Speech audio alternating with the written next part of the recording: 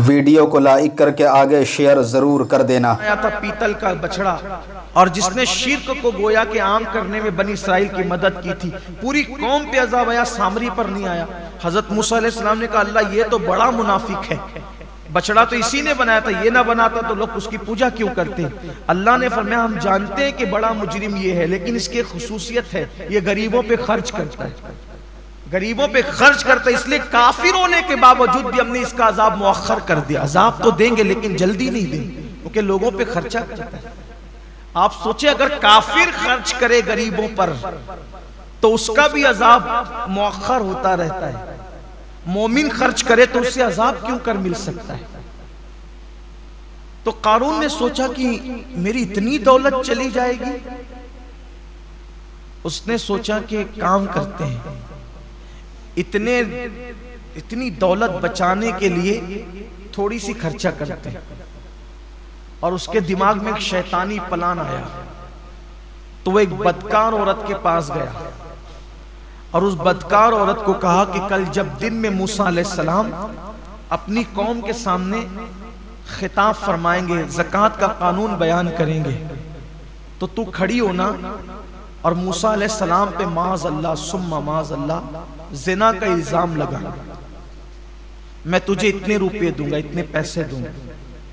रुपए पैसे तो हम बताते हैं उस दौर में जो भी सिक्के रहे, लेकिन तुझे ये कहा। उसने कहा क्या मैं अल्लाह के नबी पे बदकार थी, लेकिन बेगैरत कारून की तरह तो न थी कि दौलत के नशे में उसने इतना बड़ा फैसला कर लिया।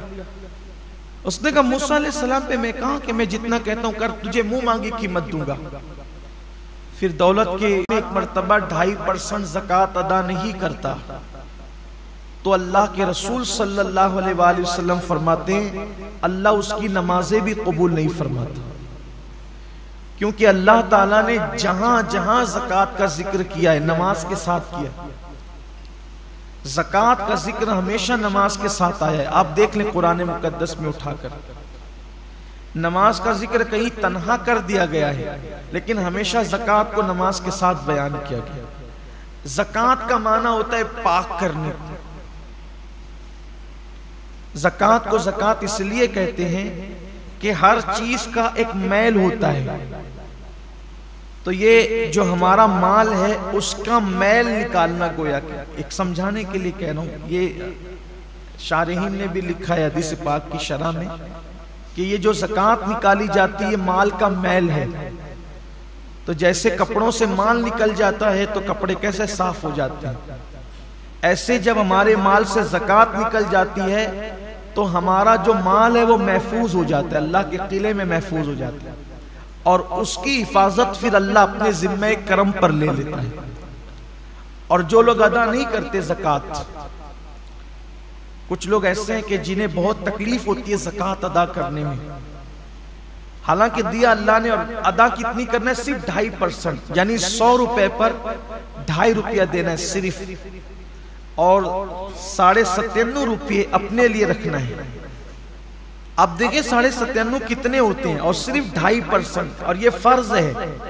सैयदना सिद्दीक अकबर ने उनके साथ जंग की थी, जिन लोगों ने अल्लाह के रसूल अलैहिस्सलाम के विसाल के बाद ज़कात अदा करने से इनकार किया था।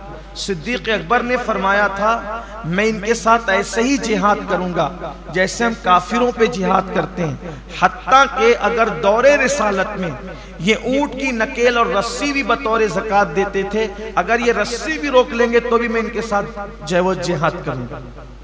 और आपने किया। मामला एक रस्सी का नहीं था, मामला पैसों का नहीं था, मामला ज़कात की फर्जियत का था।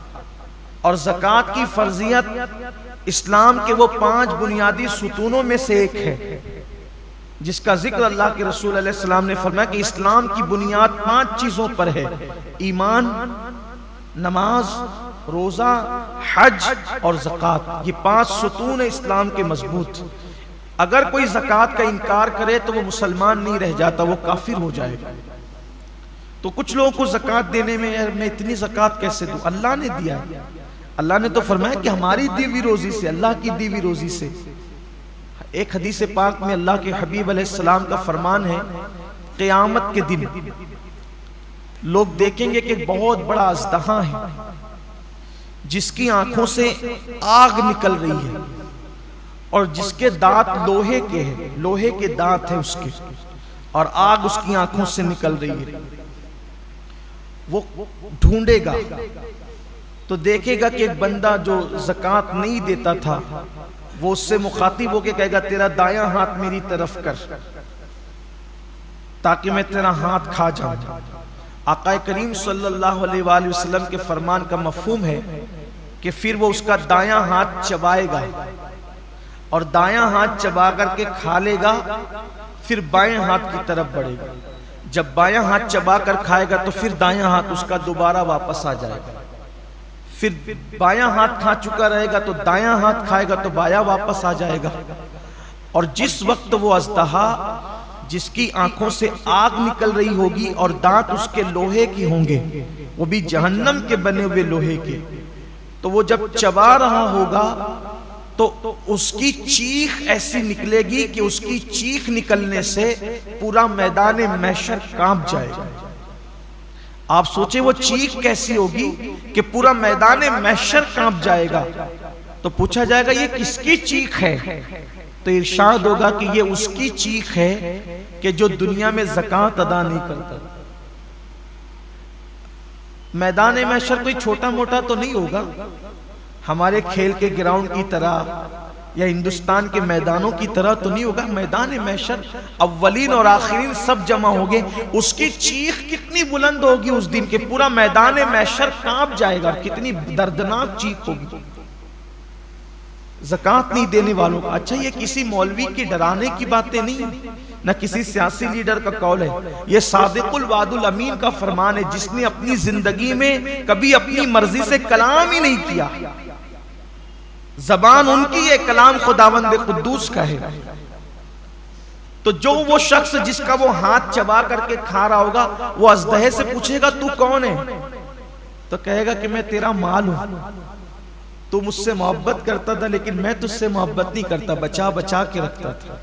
आज माल ही की मोहब्बत में लोग ज़कात नहीं देते।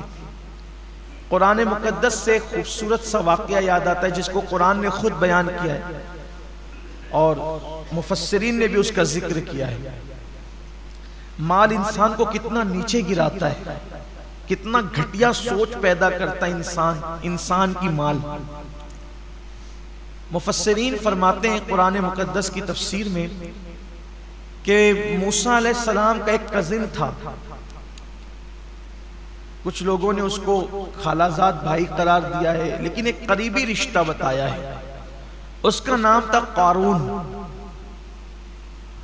और कारून जो था वो बहुत बड़ा दौलतमंद आदमी था। वीडियो अगर अच्छा लगा हो तो लाइक करके सवाब की नीयत से अपने दोस्तों के साथ ज़रूर शेयर कर देना, ताकि वो भी इस वीडियो को सुन कर के जो है अपनी ज़िंदगी में कुछ सीख सकें और दूसरों को सिखा सकें और गुनाहों से बच सकें और अल्लाह रब्बुल इज़्ज़त की इबादत कर सकें। क्योंकि अल्हम्दुलिल्लाह सैयद अमीनुल क़ादरी साहब अपनी वीडियो के अंदर बहुत कुछ अच्छा अल्लाह के फ़ज़ल से सिखाते हैं और लोग अल्हम्दुलिल्लाह सीखते हैं। बड़े बड़े गुनहगारों ने सीख करके जो है अपने गुनाहों से तौबा कर ली है और नमाजी बन गए हैं, गुनाह छोड़ दिए हैं। ये वीडियो अल्हम्दुलिल्लाह सवाब की नीयत से अपने दोस्तों के साथ ज़रूर शेयर कर दें। अल्लाह हाफ़िज़। अस्सलामु अलैकुम व रहमतुल्लाहि तआला व बरकातुहू।